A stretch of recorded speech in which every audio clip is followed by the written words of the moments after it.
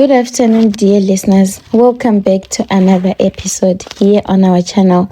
If you have not yet subscribed, please do subscribe and turn on the notification button so that whenever I upload, you get notified. Let us get into our first confession. Hi admin, my name is Anonymous. I come from a small village called Ngudweni in KwaZulu-Natal. I grew up surrounded by God's dust and family that always believed in prayer and hard work. My mother is a strict woman. She prays every morning before even lighting the fire to boil water. My father died when I was just 10. A cow kicked him while he was drunk and he never woke up. From that day, life turned dark. I was the eldest of 5 kids. We all lived in a 2-roomed mud house built by our grandfather. Every time it rained, water would leak through the grass roof and we would all have to squeeze in one room like chickens running from a storm.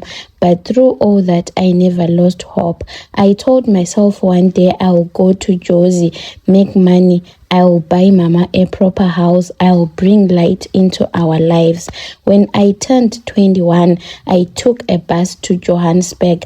I only had 400 rand in my pocket, a small bag with my clothes and a heart full of dreams. At first, I stayed with my cousin Tobile in Tembisa. She works as a waitress at some bar. I thought I would find a job within weeks.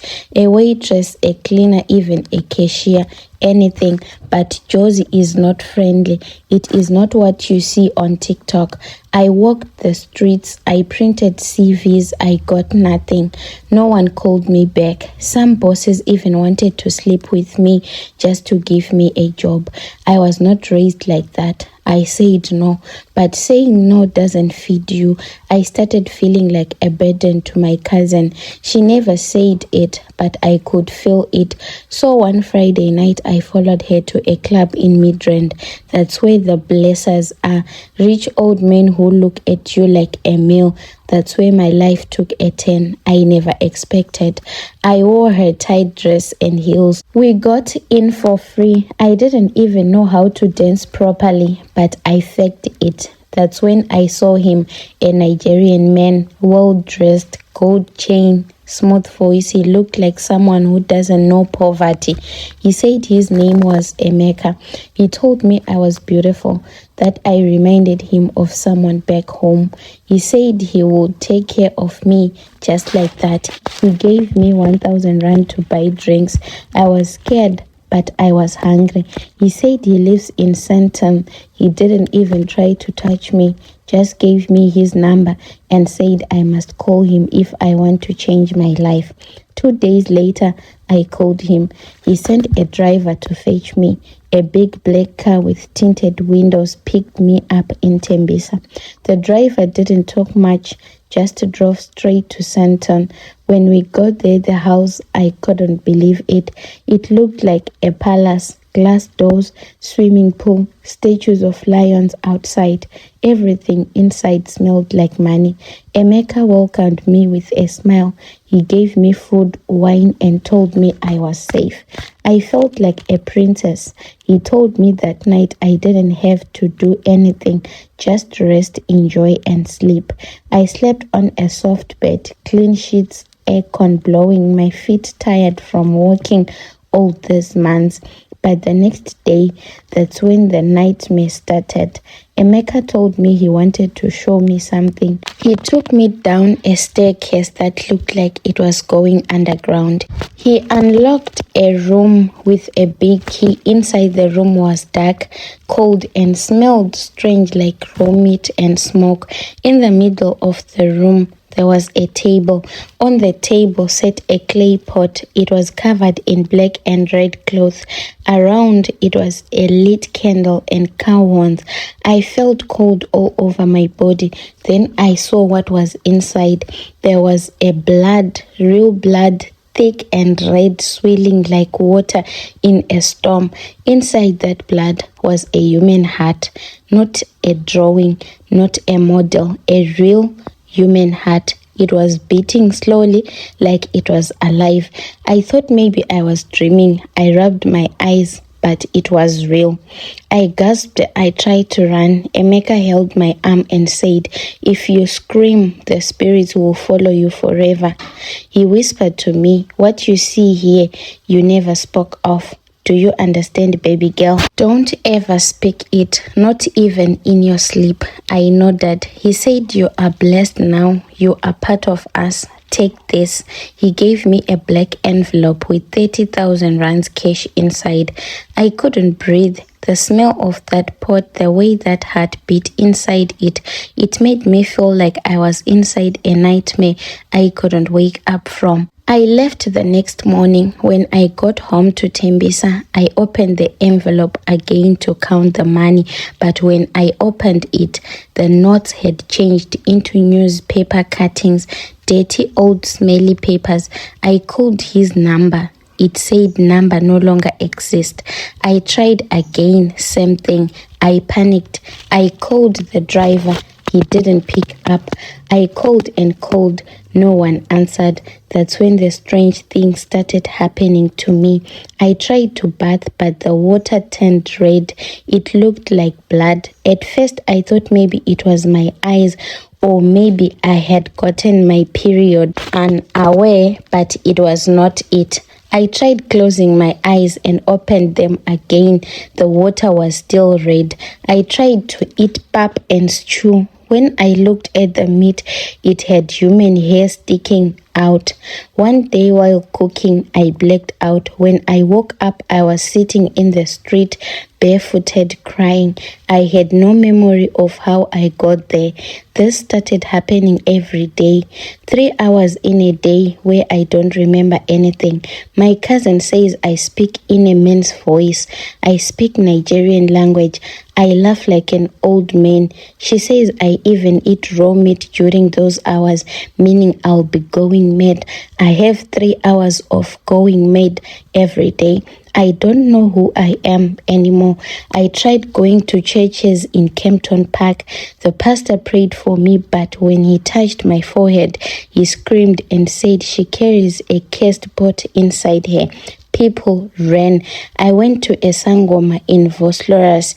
He looked at me and said, "You opened the door to a ritual that feeds on your spirit. The moment you saw that heart, it claimed a piece of your soul."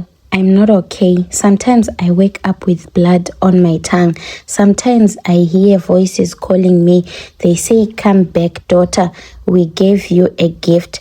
I don't know what to do. My family back home thinks I have made it. They don't know that I'm dying inside, that I'm being eaten slowly by something I didn't even agree to.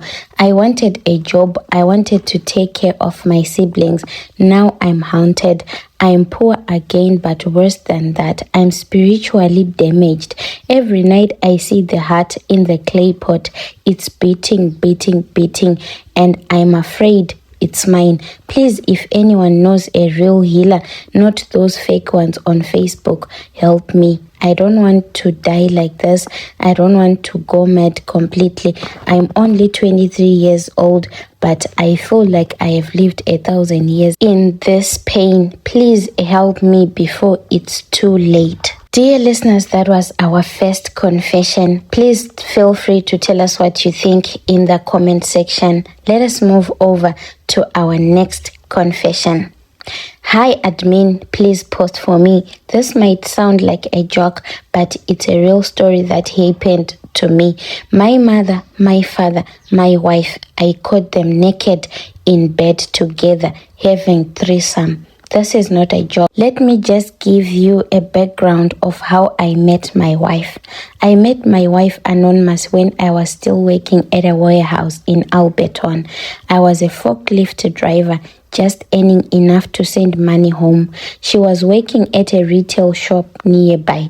We met at a taxi rank. I was broke, dusty, and wearing steel-toe boots, but she smiled at me like I was a king. That smile, the same smile that hides demons. We dated for 3 years. I took her home to meet my parents. My mother welcomed her warmly, too warmly. In fact, she used to say things like, I wish I was younger. Panele, this girl is too beautiful for you. I used to laugh. My father, he used to sit and watch her like a movie. Makoti, bring me tea. He would say that when she walked away, he would comment on her curves. I was blind. I thought they were just being playful. I didn't know I was preparing the soil for something sick and satanic. We got married in 2022. Simple wedding, white tent, KFC buckets, and Hansa bottles on the table. Everyone said we looked happy. My mother danced until her wig fell off. My father said, "My son has taste." I should have known something was off, but I was too busy thanking God for giving me a beautiful wife. Last year, December, I invited my parents to come visit us in Gauteng. They hadn't seen our new house. I had just moved to a better job at a logistic company, and I was renting a neat 3-bedroom house in Midrand. My wife suggested we let them stay for a week, but I now regret it. At first, it was small things. My wife would dress in a robe without underwear around the house. My father would always sit next to her on the couch. Even in the whole lounge was empty. I even caught him once slapping her thigh and saying, "You are feeding my son too much chicken." They laughed. My mom joined in. I was the only one who felt something evil was crawling around my walls. One night I got called out for an emergency shift. A truck had broken down in Benoni and I needed to go sort it out. I left the house at 10 p.m. but by 2:45 a.m. the breakdown had been resolved and I came home without calling. It's funny how God will sometimes allow your heartbreak to walk up to you instead of whispering in dreams. I unlocked the door slowly. The lights were off. I walked past the lounge, silent, carefully, not to wake anyone, but I heard noises, moaning. I thought maybe it was the neighbors, but no, it was coming from my bedroom. At first, I froze, then I walked towards the door. It was half open. And what I saw, my father on his knees behind my wife, my mother straddling her face, my wife crying, shaking in the middle of both of them, naked, my own parents. I stood there for maybe 10 seconds, frozen. Then I shouted, "What the F-U-C-K is this?" They screamed. My mother fell off the bed. My father tried to cover his private part with a pillow. My wife just started crying. I ran outside. I didn't know if I wanted to vomit or die. The next morning they were gone, bags packed. They didn't leave a note. My wife stayed silent, crying. I didn't touch her. I didn't say anything for 3 days. I just drank, slept on the couch. Eventually, she came to me and said, your parents forced me. It started the first time I visited your mom. Your mom kissed me. Your dad threatened me. I was scared. I looked at her, but deep down I didn't believe her. She liked it. She didn't look scared when she was mourning. She was in it, deep involved and comfortable. Since that day, my life has become a living hell. I know some of you are going to say that I should forgive my parents, but sometimes forgiveness is not easy when your dignity has been slaughtered like a goat. I have tried to date again, but I can't trust anyone. I check everyone's phone. I stalk their exes. I smell their clothes. I accuse innocent people. I'm not okay. Sometimes I think about ending it all, but then I remember my siblings. I remember my unborn children. I can't let my family line end in shame. I want healing, but I don't know where to start.